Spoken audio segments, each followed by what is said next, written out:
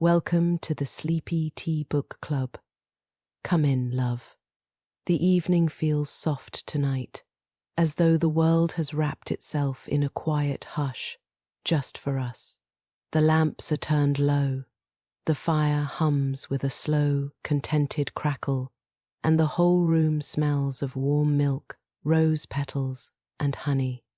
It's a calm, comforting blend, the kind that settles the heart before a story with tender edges. Tonight's tale is The Yellow Face by Arthur Conan Doyle, one of Holmes's most quietly human cases. There are no dramatic chases, no sinister villains, no shadows lurking behind gaslit doors. Instead, there is something far more delicate, a troubled husband, fearful of a secret he doesn't understand. A wife, kind but distant, holding tightly to something she cannot yet reveal. And Holmes brilliant, observant, yet about to be reminded that even he cannot deduce the entire landscape of someone's heart. This is a story about trust, love, mistakes, and forgiveness. A story where the mystery unfolds not with sharp edges but with gentle truths. So find your favorite blanket, pour yourself a little more tea, and let the warmth settle around you like a soft embrace. Tonight we step into a quiet village house with a locked room, a worried man, and a secret waiting patiently behind a small, shuttered window.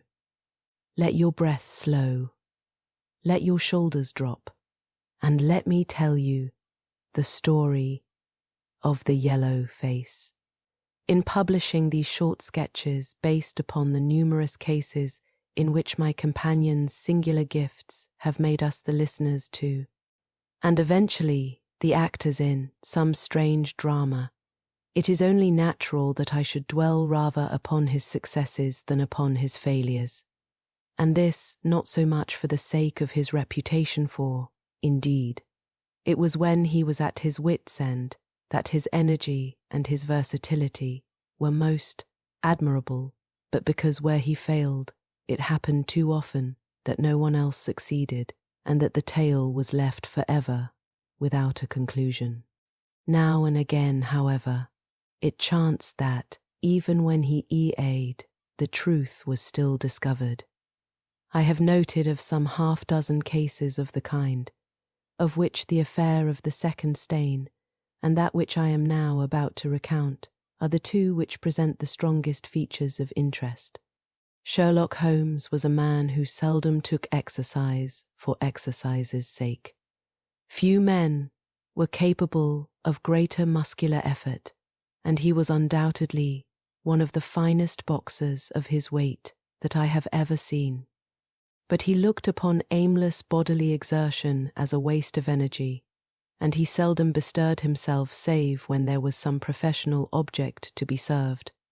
Then he was absolutely untiring and indefatigable. That he should have kept himself in training under such circumstances is remarkable, but his diet was usually of the sparest, and his habits were simple to the verge of austerity. Save for the occasional use of cocaine, he had no vices, and he only turned to the drug as a protest against the monotony of existence when cases were scanty and the papers uninteresting. One day in early spring, he had so far relaxed as to go for a walk with me in the park, where the first faint shoots of green were breaking out upon the elms, and the sticky spearheads of the chestnuts were just beginning to burst into their five-fold leaves. For 2 hours we rambled about together, in silence for the most part, as befits two men who know each other intimately. It was nearly 5 before we were back in Baker Street once more. "Beg pardon, sir," said our page boy as he opened the door. "There's been a gentleman here asking for you, sir." Holmes glanced reproachfully at me. "So much for afternoon walks," said he. "Has this gentleman gone then?" "Yes, sir." "Didn't you ask him in?" "Yes, sir."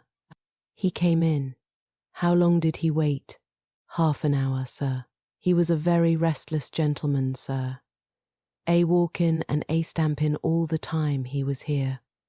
I was waiting outside the door, sir, and I could hear him. At last he outs into the passage, and he cries, "Is that man never going to come?" Those were his very words. "Sir, you'll only need to wait a little longer," says I. "Then I'll wait in the open air, for I feel half choked," says he. "I'll be back before long."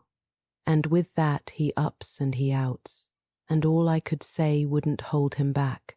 "Well, you did your best," said Holmes, as we walked into our room. "It's very annoying though, Watson. I was badly in need of a case, and this looks, from the man's impatience, as if it were of importance. Halloa, that's not your pipe on the table." He must have left his behind him. A nice old briar with a good long stem. What the tobacconists call amber.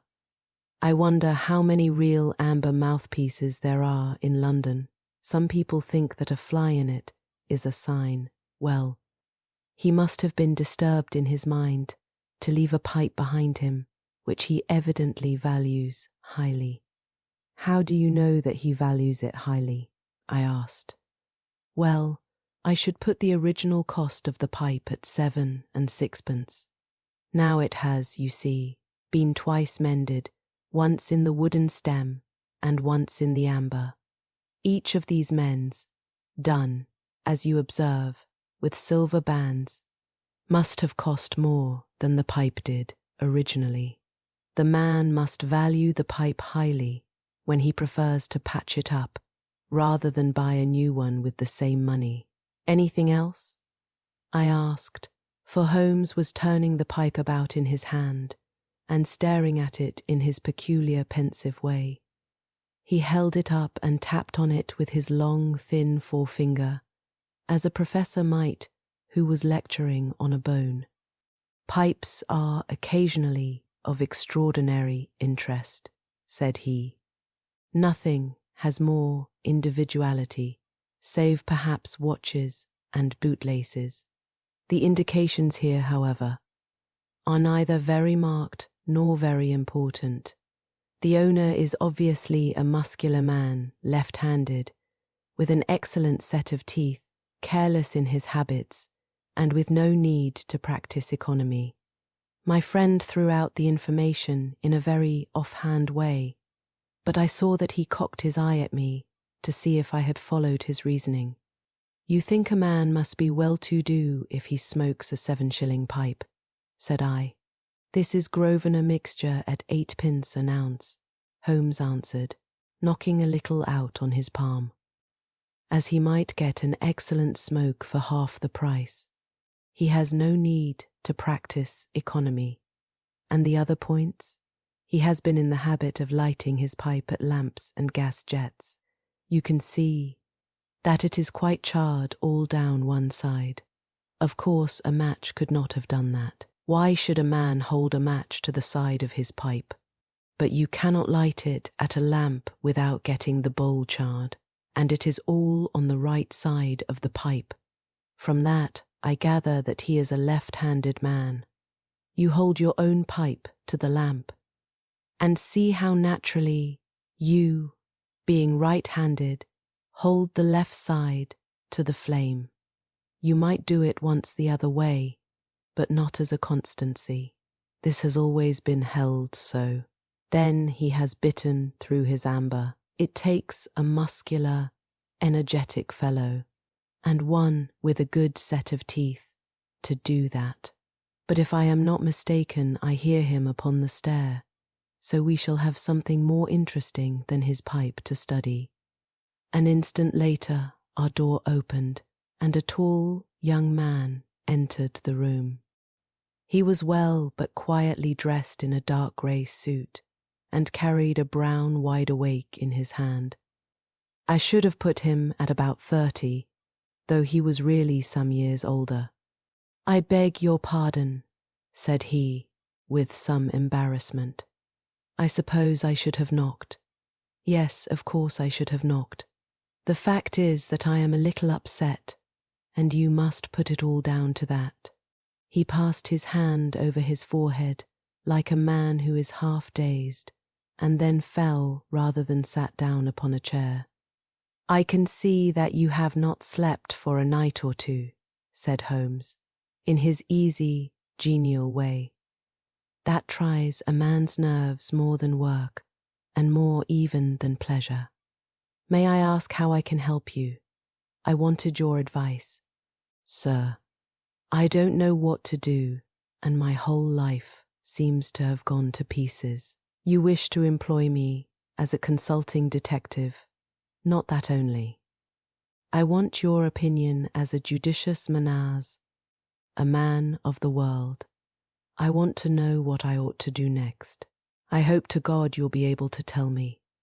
He spoke in little, sharp, jerky outbursts, and it seemed to me that to speak at all was very painful to him, and that his will all through was overriding his inclinations. It's a very delicate thing, said he. One does not like to speak of one's domestic affairs to strangers. It seems dreadful to discuss the conduct of one's wife with two men whom I have never seen before. It's horrible to have to do it, but I've got to the end of my tether, and I must have advice. My dear Mr. Grant, Munro began Holmes. Our visitor sprang from his chair. What? He cried. You know my name. If you wish to preserve your incognito, said Holmes, smiling, I would suggest that you cease to write your name upon the lining of your hat, or else that you turn the crown towards the person whom you are addressing.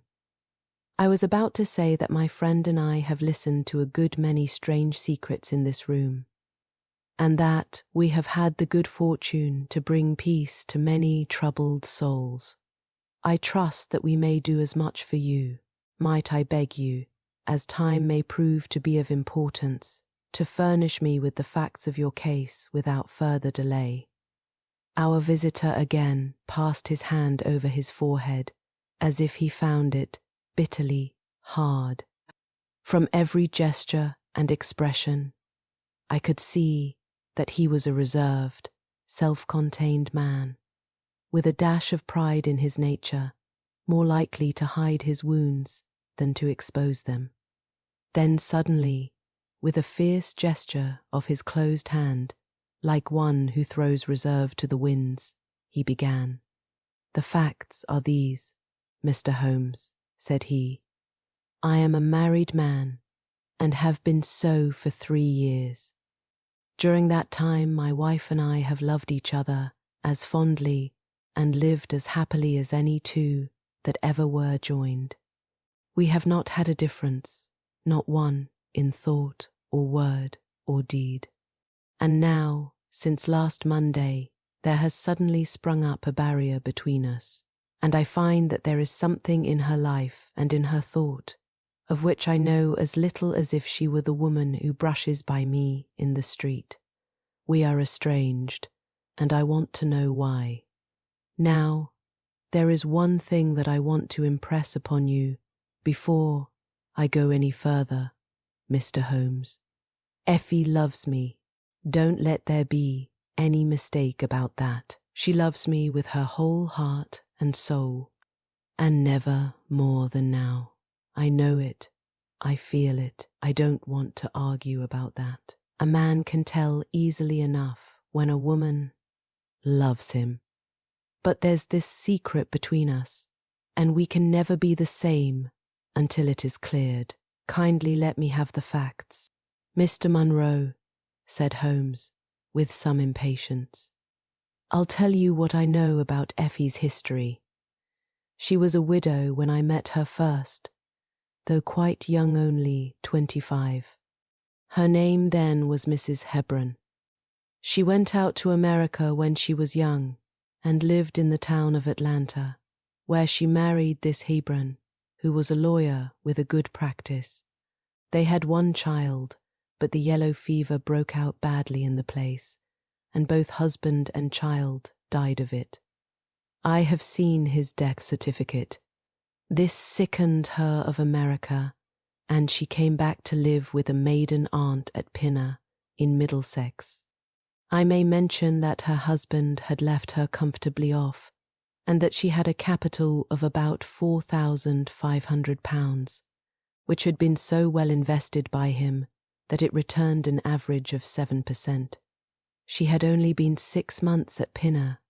When I met her, we fell in love with each other, and we married a few weeks afterwards. I am a hop merchant myself, and as I have an income of 700 or 800, we found ourselves comfortably off and took a nice £80-a-year villa at Norbury. Our little place was very countrified, considering that it is so close to town. We had an inn and 2 houses a little above us, and a single cottage at the other side of the field which faces us, and except those there were no houses until you got halfway to the station. My business took me into town at certain seasons, but in summer I had less to do. And then, in our country home, my wife and I were just as happy as could be wished. I tell you that there never was a shadow between us until this accursed affair began. There's one thing I ought to tell you before I go further. When we married, my wife made over all her property to me rather against my will, for I saw how awkward it would be if my business affairs went wrong. However, she would have it so, and it was done. Well, about 6 weeks ago she came to me. "Jack," said she, "when you took my money you said that if ever I wanted any I was to ask you for it." "Certainly," said I. "It's all your own." "Well," said she, "I want £100. I was a bit staggered at this, for I had imagined it was simply a new dress or something of the kind that she was after. "What on earth for?" I asked. "Oh," said she, in her playful way, "you said that you were only my banker, and bankers never ask questions, you know. If you really mean it, of course you shall have the money," said I. "Oh yes, I really mean it. And you won't tell me what you want it for?" "Some day, perhaps, but not just at present, Jack." So I had to be content with that, though it was the first time that there had ever been any secret between us. I gave her a cheque, and I never thought any more of the matter. It may have nothing to do with what came afterwards, but I thought it only right to mention it. Well, I told you just now that there is a cottage not far from our house. There is just a field between us, but to reach it you have to go along the road and then turn down a lane.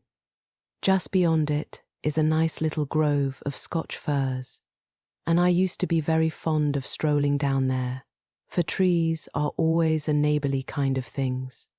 The cottage had been standing empty this 8 months, and it was a pity, for it was a pretty 2-storied place, with an old-fashioned porch and honeysuckle about it. I have stood many a time and thought what a neat little homestead it would make. Well, last Monday evening I was taking a stroll down that way when I met an empty van coming up the lane and saw a pile of carpets and things lying about on the grass plot beside the porch. It was clear that the cottage had at last been let. I walked past it and wondered what sort of folk they were who had come to live so near us. And as I looked, I suddenly became aware that a face was watching me out of one of the upper windows. I don't know what there was about that face, Mr. Holmes, but it seemed to send a chill right down my back. I was some little way off, so that I could not make out the features, but there was something unnatural and inhuman about the face. That was the impression that I had, and I moved quickly forwards to get a nearer view of the person who was watching me. But as I did so, the face suddenly disappeared, so suddenly that it seemed to have been plucked away into the darkness of the room. I stood for 5 minutes thinking the business over and trying to analyze my impressions. I could not tell if the face were that of a man or a woman. It had been too far from me for that, but its colour was what had impressed me most. It was of a livid, chalky white, and with something set and rigid about it, which was shockingly unnatural. So disturbed was I that I determined to see a little more of the new inmates of the cottage. I approached and knocked at the door, which was instantly opened by a tall, gaunt woman with a harsh, forbidding face. "What may you be wanting?" she asked in a northern accent. "I am your neighbour over yonder," said I, nodding towards my house. "I see that you have only just moved in, so I thought that if I could be of any help to you in any eye, we'll just ask ye when we want ye," said she, and shut the door in my face. Annoyed at the churlish rebuff, I turned my back and walked home. All evening, though I tried to think of other things, my mind would still turn to the apparition at the window and the rudeness of the woman. I determined to say nothing about the former to my wife, for she is a nervous, highly strung woman, and I had no wish that she would share the unpleasant impression which had been produced upon myself. I remarked to her, however, before I fell asleep, that the cottage was now occupied, to which she returned no reply. I am usually an extremely sound sleeper.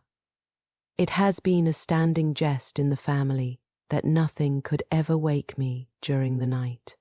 And yet somehow on that particular night, whether it may have been the slight excitement produced by my little adventure or not, I know not, but I slept much more lightly than usual. Half in my dreams I was dimly conscious that something was going on in the room, and gradually became aware that my wife had dressed herself and was slipping on her mantle and her bonnet. My lips were parted to murmur out some sleepy words of surprise or remonstrance at this untimely preparation, when suddenly my half-opened eyes fell upon her face, illuminated by the candlelight, and astonishment held me dumb. She wore an expression such as I had never seen before, such as I should have thought her incapable of assuming. She was deadly pale and breathing fast, glancing furtively towards the bed as she fastened her mantle to see if she had disturbed me. Then, thinking that I was still asleep, she slipped noiselessly from the room, and an instant later I heard a sharp creaking which could only come from the hinges of the front door. I sat up in bed and rapped my knuckles against the rail to make certain that I was truly awake. Then I took my watch from under the pillow. It was 3 in the morning. What on this earth could my wife be doing out on the country road at 3 in the morning? I had sat for about 20 minutes turning the thing over in my mind and trying to find some possible explanation. The more I thought, the more extraordinary and inexplicable did it appear. I was still puzzling over it when I heard the door gently close again and her footsteps coming up the stairs. "Where in the world have you been, Effie?" I asked as she entered. She gave a violent start and a kind of gasping cry when I spoke, and that cry and start troubled me more than all the rest, for there was something indescribably guilty about them. My wife had always been a woman of a frank, open nature, and it gave me a chill to see her slinking into her own room and crying out and wincing when her own husband spoke to her. "You awake, Jack," she cried with a nervous laugh. "Why, I thought that nothing could awake you. Where have you been?" I asked, more sternly. "I don't wonder that you are surprised," said she, and I could see that her fingers were trembling as she undid the fastenings of her mantle. Why, I never remember having done such a thing in my life before. The fact is that I felt as though I were choking and had a perfect longing for a breath of fresh air. I really think that I should have fainted if I had not gone out. I stood at the door for a few minutes, and now I am quite myself again. All the time that she was telling me this story, she never once looked in my direction, and her voice was quite unlike her usual tones. It was evident to me that she was saying what was false. I said nothing in reply, but turned my face to the wall, sick at heart, with my mind filled with 1,000 venomous doubts and suspicions. What was it that my wife was concealing from me? Where had she been during that strange expedition? I felt that I should have no peace until I knew, and yet I shrank from asking her again after once she had told me what was false. All the rest of the night I tossed and tumbled, framing theory after theory, each more unlikely than the last. I should have gone to the city that day, but I was too disturbed in my mind to be able to pay attention to business matters. My wife seemed to be as upset as myself, and I could see from the little questioning glances which she kept shooting at me that she understood that I disbelieved her statement and that she was at her wits' end what to do. We hardly exchanged a word during breakfast, and immediately afterwards I went out for a walk that I might think the matter out in the fresh morning air. I went as far as the Crystal Palace, spent an hour in the grounds, and was back in Norbury by 1 o'clock. It happened that my way took me past the cottage, and I stopped for an instant to look at the windows and to see if I could catch a glimpse of the strange face which had looked out at me on the day before. As I stood there, imagine my surprise, Mr. Holmes, when the door suddenly opened and my wife walked out. I was struck dumb with astonishment at the sight of her, but my emotions were nothing to those which showed themselves upon her face when our eyes met. She seemed for an instant to wish to shrink back inside the house again, and then, seeing how useless all concealment must be, she came forward, with a very white face and frightened eyes which belied the smile upon her lips. "Ah, Jack," she said, "I have just been in to see if I can be of any assistance to our new neighbours. Why do you look at me like that, Jack? You are not angry with me." "So," said I, "this is where you went during the night." "What do you mean?" she cried. "You came here.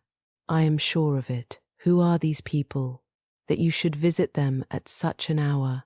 I have not been here before. How can you tell me what you know is false?" I cried. "Your very voice changes as you speak. When have I ever had a secret from you? I shall enter that cottage, and I shall probe the matter to the bottom." "No, no, Jack, for God's sake," she gasped in uncontrollable emotion. Then, as I approached the door, she seized my sleeve and pulled me back with convulsive strength. "I implore you not to do this, Jack," she cried. "I swear that I will tell you everything some day, but nothing but misery can come of it if you enter that cottage." Then, as I tried to shake her off, she clung to me in a frenzy of entreaty. "Trust me, Jack," she cried. "Trust me only this once. You will never have cause to regret it. You know that I would not have a secret from you if it were not for your own sake. Our whole lives are at stake in this. If you come home with me, all will be well. If you force your way into that cottage, all is over between us." There was such earnestness, such despair in her manner that her words arrested me, and I stood irresolute before the door. "I will trust you on one condition." "And on one condition only," said I, at last. "It is that this mystery comes to an end from now. You are at liberty to preserve your secret, but you must promise me that there shall be no more nightly visits, no more doings which are kept from my knowledge.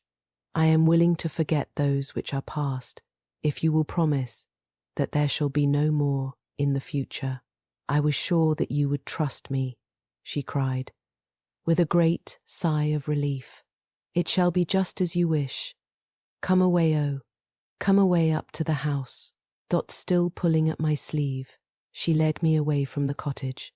As we went, I glanced back, and there was that yellow, livid face watching us out of the upper window. What link could there be between that creature and my wife? Or how could the coarse, rough woman whom I had seen the day before be connected with her? It was a strange puzzle, and yet I knew that my mind could never know ease again until I had solved it. For 2 days after this I stayed at home, and my wife appeared to abide loyally by our engagement, for, as far as I know, she never stirred out of the house. On the 3rd day, however, I had ample evidence that her solemn promise was not enough to hold her back from this secret influence which drew her away from her husband and her duty. I had gone into town on that day, but I returned by the 2.40 instead of the 3.36, which is my usual train. As I entered the house, the maid ran into the hall with a startled face. "Where is your mistress?" I asked. "I think that she has gone out for a walk," answered. My mind was instantly filled with suspicion. I rushed upstairs to make sure that she was not in the house.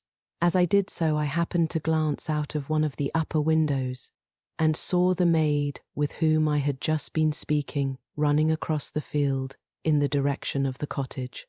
Then, of course, I saw exactly what it all meant. My wife had gone over there and had asked the servant to call her if I should return.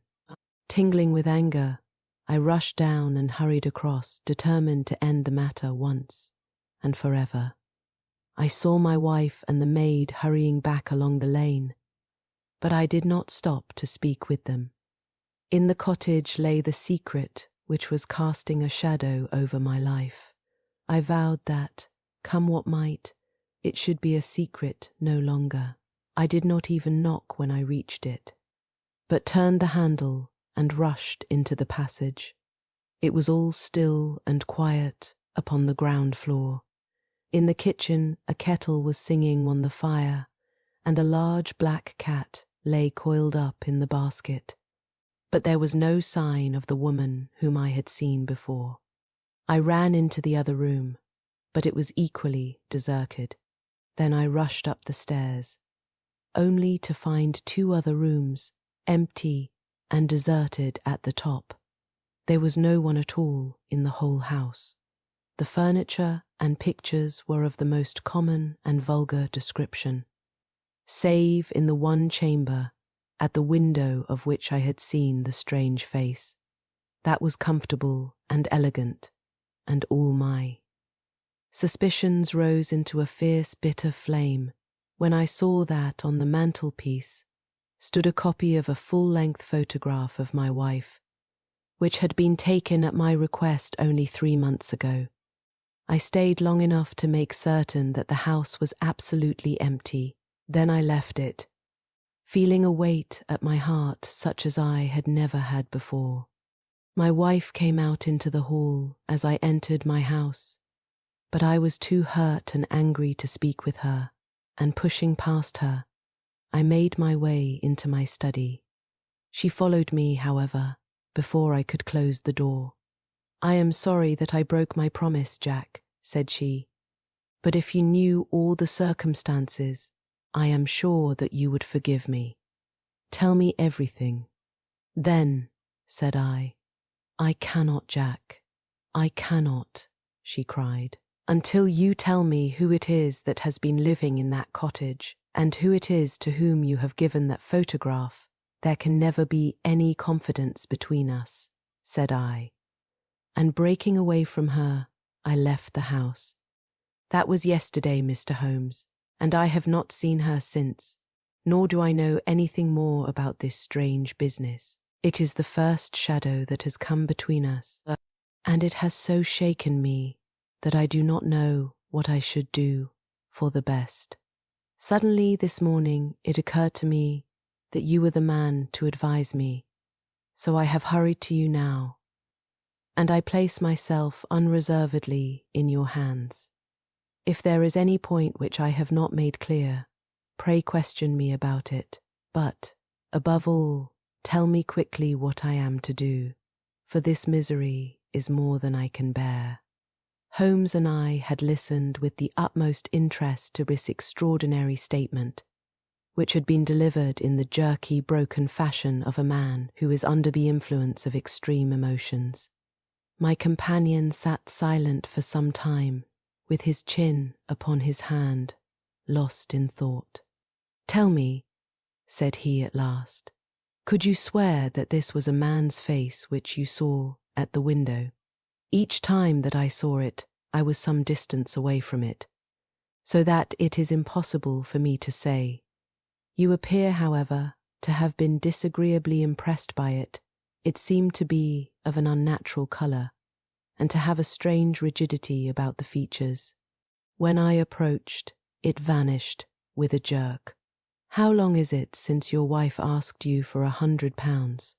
Nearly 2 months. Have you ever seen a photograph of her first husband? No. There was a great fire at Atlanta very shortly after his death, and all her papers were destroyed. And yet she had a certificate of death. You say that you saw it. She got a duplicate after the fire. Did you ever meet anyone who knew her in America? No. Did she ever talk of revisiting the place? No. Or get letters from it? No. Thank you.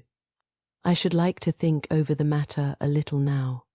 If the cottage is now permanently deserted, we may have some difficulty. If, on the other hand, as I fancy is more likely, the inmates were warned of your coming and left before you entered yesterday, then they may be back now, and we should clear it all up easily. Let me advise you then to return to Norbury and to examine the windows of the cottage again. If you have reason to believe that it is inhabited, do not force your way in, but send a wire to my friend and me. We shall be with you within an hour of receiving it, and we shall then very soon get to the bottom of the business. And if it is still empty, in that case I shall come out tomorrow and talk it over with you. Goodbye.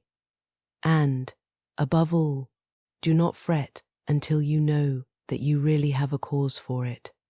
I am afraid that this is a bad business, Watson, said my companion, as he returned after accompanying Mr. Grant Munro to the door. What do you make of it? It had an ugly sound, I answered. Yes, there's blackmail in it, or I am much mistaken. And who is the blackmailer? Well, it must be the creature who lives in the only comfortable room in the place, and has her photograph above his fireplace. Upon my word, Watson, there is something very attractive about that livid face at the window, and I would not have missed the case for worlds. You have a theory? Yes, a provisional one. But I shall be surprised if it does not turn out to be correct. This woman's first husband is in that cottage. Why do you think so? How else can we explain her frenzied anxiety that her second one should not enter it? The facts, as I read them, are something like this. This woman was married in America. Her husband developed some hateful qualities, or shall we say that he contracted some loathsome disease and became a leper or an imbecile. She flies from him at last, returns to England, changes her name, and starts her life, as she thinks, afresh. She has been married 3 years, and believes that her position is quite secure, having shown her husband the death certificate of some man whose name she has assumed, when suddenly her whereabouts is discovered by her first husband, or, we may suppose, by some unscrupulous woman who has attached herself to the invalid. They write to the wife and threaten to come and expose her. She asks for £100 and endeavours to buy them off. They come in spite of it, and when the husband mentions casually to the wife that there are newcomers in the cottage, she knows in some way that they are her pursuers. She waits until her husband is asleep, and then she rushes down to endeavour to persuade them to leave her in peace.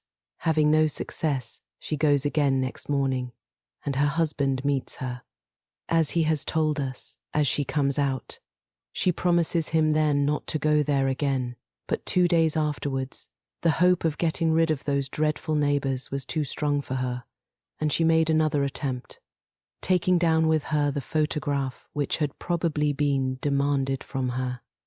In the midst of this interview, the maid rushed in to say that the master had come home, on which the wife, knowing that he would come straight down to the cottage, hurried the inmates out at the back door, into the grove of fir trees, probably, which was mentioned as standing near. In this way he found the place deserted. I shall be very much surprised, however, if it is still so when he reconnoitres it this evening. What do you think of my theory? It is all surmise, but at least it covers all the facts. When new facts come to our knowledge, which cannot be covered by it, it will be time enough to reconsider it. We can do nothing more until we have a message from our friend at Norbury. But we had not a very long time to wait for that. It came just as we had finished our tea. The cottage is still tenanted, it said. Have seen the face again at the window. Will meet the 7 o'clock train and will take no steps until you arrive. He was waiting on the platform when we stepped out, and we could see in the light of the station lamps that he was very pale and quivering with agitation. They are still there, Mr. Holmes, said he, laying his hand hard upon my friend's sleeve. I saw lights in the cottage as I came down. We shall settle it now once and for all. What is your plan, then? Asked Holmes as he walked down the dark tree-lined road. I am going to force my way in and see for myself whom is in the house. I wish you both to be there as witnesses. You are quite determined to do this, in spite of your wife's warning that it is better that you should not solve the mystery. Yes, I am determined. Well, I think that you are in the right. Any truth is better than indefinite doubt. We had better go up at once. Of course, legally, we are putting ourselves hopelessly in the wrong. But I think that it is worth it. It was a very dark night, and a thin rain began to fall as we turned from the high road into a narrow lane, deeply rutted, with hedges on either side. Mr. Grant Munro pushed impatiently forward, however, and we stumbled after him as best we could. There are the lights of my house, he murmured, pointing to a glimmer among the trees. And here is the cottage which I am going to enter. We turned a corner in the lane as he spoke, and there was the building close beside us. A yellow bar falling across the black foreground showed that the door was not quite closed, and one window in the upper story was brightly illuminated. As we looked, we saw a dark blur moving across the blind. "There is that creature," cried Grant Munro. "You can see for yourselves that someone is there.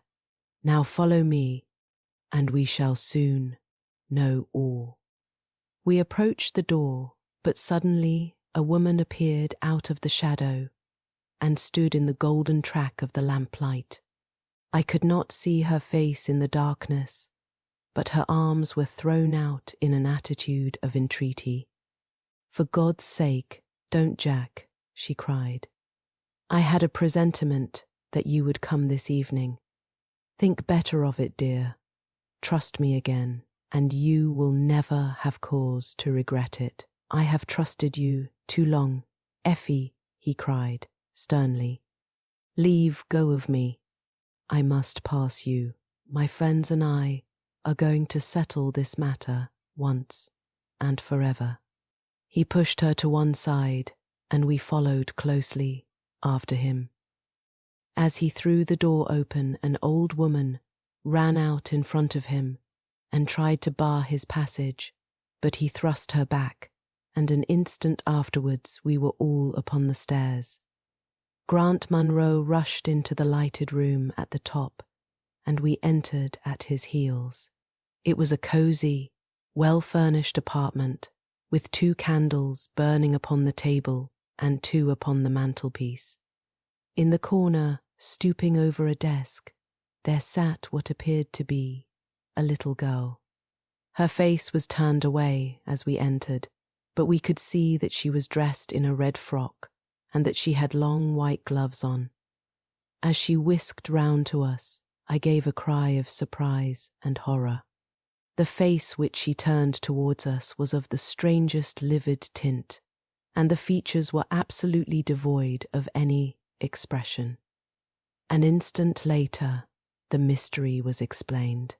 Holmes, with a laugh, passed his hand behind the child's ear. A mask peeled off from her countenance, and there was a little coal-black negress, with all her white teeth flashing in amusement at our amazed faces.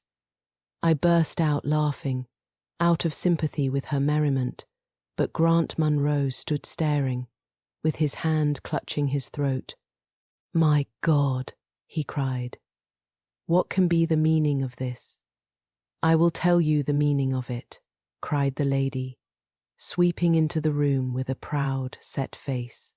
"You have forced me, against my own judgment, to tell you, and now we must both make the best of it. My husband died at Atlanta. My child survived. Your child?" She drew a large silver locket from her bosom. "You have never seen this open." I understood that it did not open. She touched a spring, and the front hinged back. There was a portrait within of a man strikingly handsome and intelligent-looking, but bearing unmistakable signs upon his features of his African descent. "That is John Hebron of Atlanta," said the lady, "and a nobler man never walked the earth. I cut myself off from my race in order to wed him, but never once while he lived did I for an instant regret it. It was our misfortune that our only child took after his people rather than mine. It is often so in such matches, and little Lucy is darker far than ever her father was. But dark or fair, she is my own dear little girlie, and her mother's pet." The little creature ran across at the words and nestled up against the lady's dress. "When I left her in America," she continued, "it was only because her health was weak, and the change might have done her harm. She was given to the care of a faithful Scotch woman who had once been our servant. Never for an instant did I dream of disowning her as my child, but when chance threw you in my way, Jack, and I learned to love you, I feared to tell you about my child. God forgive me, I feared that I should lose you, and I had not the courage to tell you. I had to choose between you, and in my weakness I turned away from my own little girl. For 3 years I have kept her existence a secret from you, but I heard from the nurse, and I knew that all was well with her. At last, however, there came an overwhelming desire to see the child once more. I struggled against it, but in vain. Though I knew the danger, I determined to have the child over, if it were, but for a few weeks. I sent £100 to the nurse, and I gave her instructions about this cottage, so that she might come as a neighbour without my appearing to be in any way connected with her. I pushed my precautions so far as to order her to keep the child in the house during the daytime, and to cover up her little face and hands so that even those who might see her at the window should not gossip about there being a black child in the neighborhood. If I had been less cautious, I might have been more wise, but I was half crazy with fear that you should learn the truth. It was you who told me first that the cottage was occupied. I should have waited for the morning, but I could not sleep for excitement, and so at last I slipped out, knowing how difficult it is to awake you. But you saw me go, and that was the beginning of my troubles. Next day you had my secret at your mercy, but you nobly refrained from pursuing your advantage. 3 days later, however, the nurse and child only just escaped from the back door as you rushed in at the front one. And now tonight you, at last, know all, and I ask you what is to become of us, my child and me. She clasped her hands and waited for an answer. It was a long 10 minutes before Grant Munro broke the silence, and when his answer came, it was one of which I love to think. He lifted the little child, kissed her, and then, still carrying her, he held his other hand out to his wife and turned towards the door. "We can talk it over more comfortably at home," said he. "I am not a very good man, Effie, but I think that I am a better one than you have given me credit for being." Holmes and I followed them down the lane, and my friend plucked at my sleeve as we came out. "I think," said he, "that we shall be of more use in London than in Norbury." Not another word did he say of the case until late that night, when he was turning away, with his lighted candle, for his bedroom. "Watson," said he, "if it should ever strike you that I am getting a little overconfident in my powers, or giving less pains to a case than it deserves, kindly whisper Norbury in my ear, and I shall be infinitely obliged to you.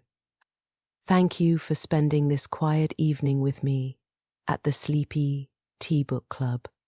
The fire has burned low now, soft and amber along the grate, and your tea might be just a little cool in your hands, but that's all right. Some stories are meant to leave us sitting quietly for a moment, breathing a little deeper than before. The yellow face is one of Holmes's gentlest lessons, a reminder that even the sharpest mind in the world can be humbled by the tenderness of the human heart. Fear, love, secrets, forgiveness. They weave through the story, not as villains or clues, but as fragile, hopeful things that ask us to look with compassion rather than suspicion. If your eyelids are growing heavy, let sleep take you softly. If you're still awake, you're welcome to stay for another story. There's always one waiting on the shelf, patient as the moon outside the window. Before you go, tell me in the comments what tea you brewed tonight, and whether this tale surprised you the way it once surprised Holmes himself. Rest well, love, and I'll see you soon for another night of warm lights, quiet mysteries, and soft storytelling here at the Sleepy Tea Book Club.